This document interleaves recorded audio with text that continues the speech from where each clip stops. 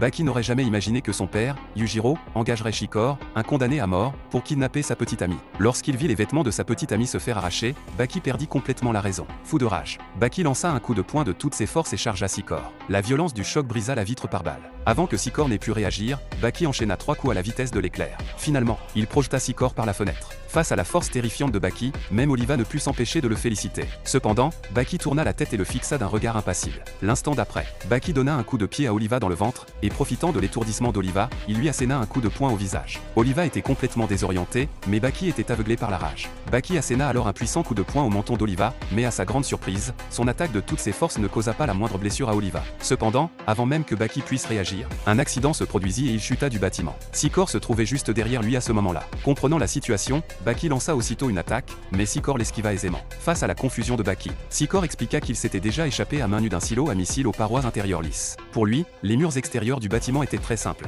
Après les avoir frottés du bout des doigts pour ralentir sa chute, il pouvait facilement s'agripper aux aspérités et se stabiliser. Voyant cela, Baki devint sérieux. Il prit une profonde inspiration et commença à dégager une aura terrifiante. Cependant, l'instant d'après, Shikor lança la première attaque. Mais Baki la bloqua sans difficulté. Soudain, Shikor lança une poignée d'éclats de verre sur Baki, et tandis que Baki était stupéfait, Shikor lui enfonça un clou en acier dans la paume de la main. Immédiatement après, Shikor bondit et asséna un violent coup de pied au visage de Baki avec les 2 pieds, la force du coup projetant Baki à plusieurs dizaines de mètres. À ce moment précis, les gardes arrivèrent sur les lieux. Voyant que l'autre camp était bien plus nombreux, Shikor sauta par la fenêtre et s'enfuit.